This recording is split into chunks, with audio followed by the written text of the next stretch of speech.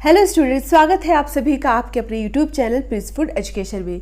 आज की क्लास में हम आपको सीटेट पेडागोगी का चैप्टर फर्स्ट ईवीएस की अवधारणा व क्षेत्र के कुछ क्वेश्चन आंसर कराएंगे।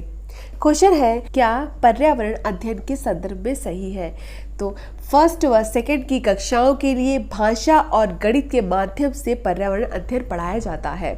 यह सही है। क्या सही है कि जो फर्स्ट और सेकंड की कक्षाओं के लिए भाषा और गणित के माध्यम से, भाषा मतलब क्या हो गई, जो इसकी हिंदी भाषा है, और गणित जो है मैथ्स के माध्यम से पर्यावरण अध्ययन पढ़ाया जाता है। फर्स्ट सेकंड क्लास में की कक्षाओं में भाषा और गणित के माध्यम से पर्यावरण अध्ययन पढ़ाया जाता है।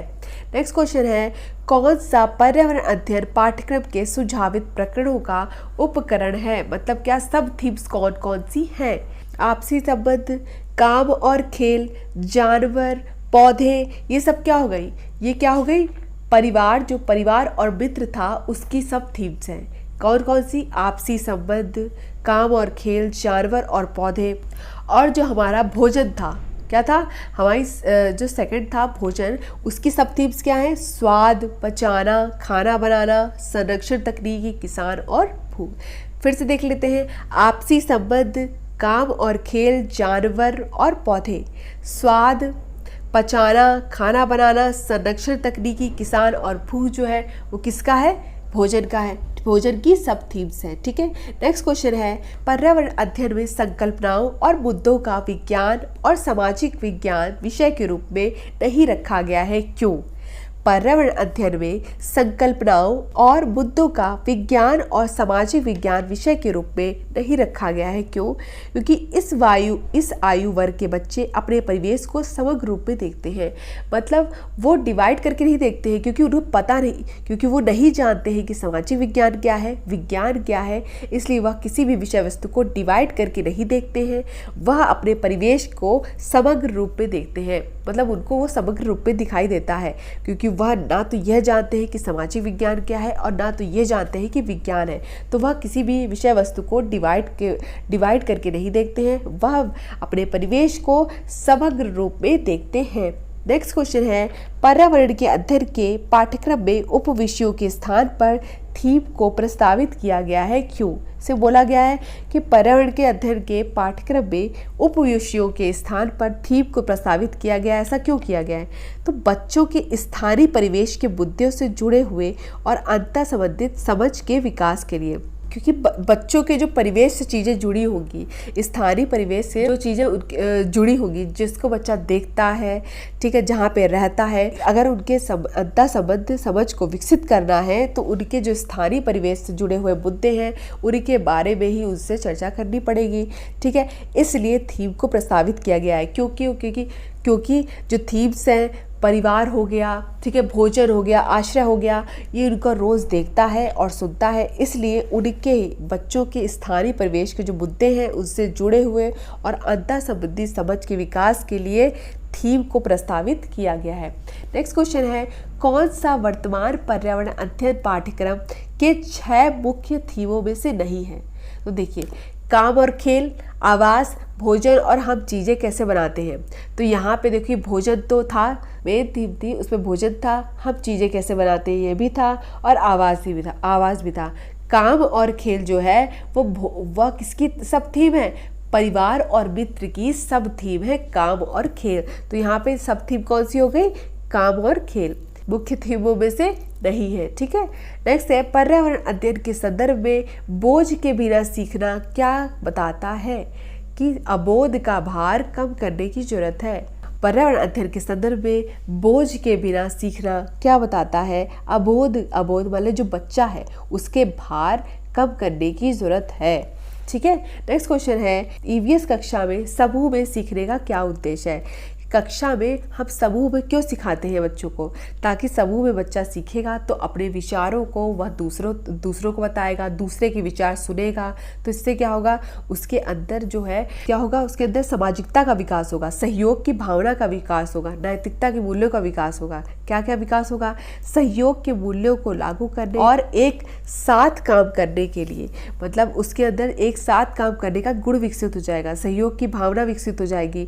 अगर वह समूह में सीखेगा तो उसको यही फायदा होगा। क्या होगा? सहयोग के मूल्यों को लागू करने और एक साथ काम करने के लिए प्रत्येक बच्चे को सक्रिय रूप से भाग लेने और सीखने में सक्षम बनाना। सहयोग के मूल्य हो गए, नैतिक मूल्य हो गए, सामाजिकता का विकास हो गया। ठीक है, नेक्स्ट है किस राष्ट्रीय पाठ्यचर्या फ्रेमवर्क एनसीएफ ने प्राथमिक स्तर पर एकीकृत पाठ्यचर्या क्षेत्र के रूप में पढ़ाए जाने के लिए पर्यावरण अध्ययन की सिफारिश की? मतलब किसी भी सब्जेक्ट को अलग अलग डिवाइडेशन न पढ़ाकर एकीकृत रूप में पढ़ाया जाए। एनसीएफ 1975। किसने? 1975।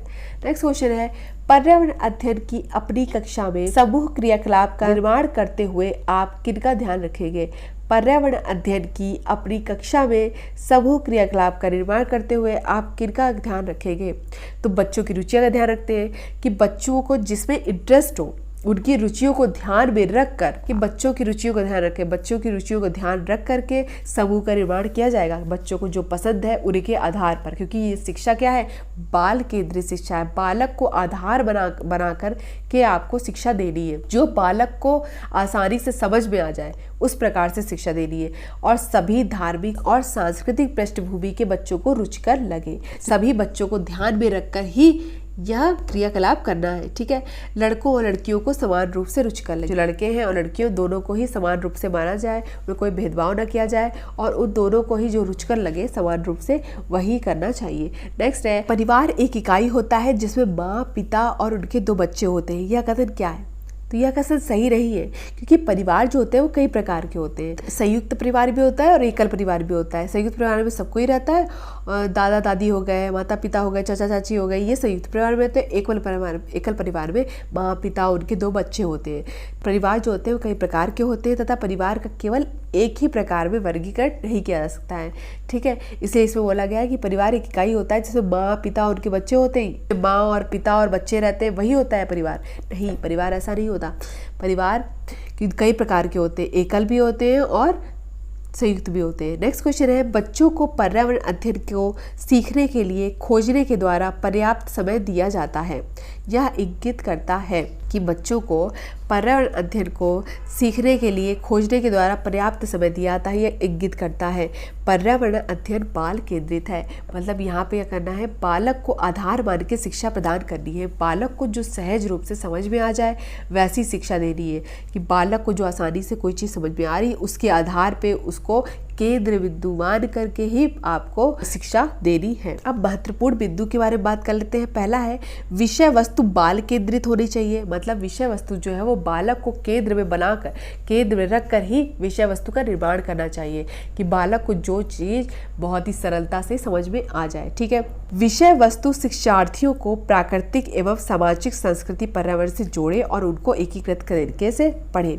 जो विषय वस्तु होनी चाहिए वो शिक्षार्थियों को प्राकृतिक एवं जो समाज में रहता है, जिस समाज में रहता है, प्रकृति एवं सामाजिक संस्कृति में रहता है, उससे इसको जोड़ कर पढ़ाएगी तो वो उसके दिमाग में क्या होगा? स्थायी बनी रहेगी। विषय वस्तु शिक्षार्थियों के मानसिक स्तर के अनुकूल हो। जो विषय वस्तु होनी चाहिए वो शिक्षार्थियों के मानसिक स्तर के अनुकूल हो, जो वह आसानी से ग्रहण कर सके। ये नहीं कि उसका स्तर बहुत ही कठिनाई वाला हो, समझ में बच्चे को आ नहीं रहा है और आप ज्ञान देते जा रहे हैं, तो ऐसा ना हो। जो बालक को समझ में आ जाए उस स्तर का आपको अनुकूल इस्तेमाल, उसके स्तर का आपको इस्तेमाल करना है। विषय वस्तु शिक्षार्थियों को प्रश्न पूछने और खोजने का मौका दे। मतलब विषय वस्तु ऐसी होनी चाहिए जो शिक्षार्थियों क्या करे?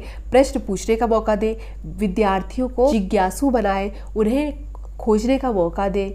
ठीक है, जिज्ञासु की प्रवृत्ति होगी तो वह अपने मन से प्रश्न भी पूछेगा। ठीक है, ये प्रवृत्ति का विकास होना चाहिए और आप और शिक्षक को विद्यार्थियों को प्रोत्साहित करना चाहिए प्रश्न पूछने के लिए। नेक्स्ट पॉइंट है विषय वस्तु शिक्षार्थियों में रट कर सीखने की प्रवृत्ति को हतोत्साहित करती है। मतलब विद्यार्थियों को रटना नहीं है, यहाँ पे रटने के लिए बिल्कुल मना ही है। आपको समझने पर बल दिया गया है। किस पर बल दिया गया है? रटने की जो प्रवृत्ति है उसको हतोत्साहित करा गया है। और किसको प्रोत्साहित किया गया है? करके सीखने की जो प्रवृत्ति है उसको प्रोत्साहित किया गया है। नेक्स्ट पॉइंट है, यह परिभाषाओं, शब्दावलियों एवं अमूर्त अवधारणाओं की व्याख्या ना करें। जो परिभाषाएं हैं, शब्दावली है, अमूर्त अवधारणा है, उसकी व्याख्या नहीं करने को बोला गया है और रटने के लिए ही मना किया जा रहा है। बोला जा रहा है कि करके सीखने पर बल दिया जा रहा है, आपको केवल परिभाषाएं रट कर नहीं बैठना है। ठीक है। नेक्स्ट पॉइंट है, यह केवल पाठ्य पुस्तकों और शिक्षकों को ज्ञान का एकमात्र स्रोत के रूप में प्रस्तुत ना करें। नेक्स्ट पॉइंट है, इसमें कविताएं, पहेलियों का समावेश होना चाहिए। कविताएं और पहेलियां होगी तो बच्चे को विषय वस्तु क्या लगेगी, रोचक लगेगी, उसे अच्छी लगेगी। ठीक है, क्योंकि बच्चों को कहानियां पसंद होती है, पहेलियां पसंद होती है। बालकों में कल्पनाशीलता का विकास होता है और जो रचनाएं होती है, कविताएं होती है, सृजनात्मकता का भी विकास होता है। नेक्स्ट है, विषय वस्तु की भाषा विद्यार्थियों की बोलचाल की भाषा हो। जो विषय वस्तु की भाषा होनी चाहिए वो विद्यार्थियों की बोलचाल की भाषा हो, मतलब ऐसी भाषा ना हो जो विद्यार्थियों के स्तर के अनुकूल ना हो। ऐसी भाषा हो जो विद्यार्थी जो है वो रोजमर्रा में उसे प्रयोग करता है, जो अपने परिवेश में प्रयोग करता है। तो इस तरह से हमने सीटेड पेडागोगी के चैप्टर फर्स्ट ईवीएस की अवधारणा व क्षेत्र के क्वेश्चन आंसर किए। धन्यवाद। मिलते हैं अपनी नेक्स्ट वीडियो में।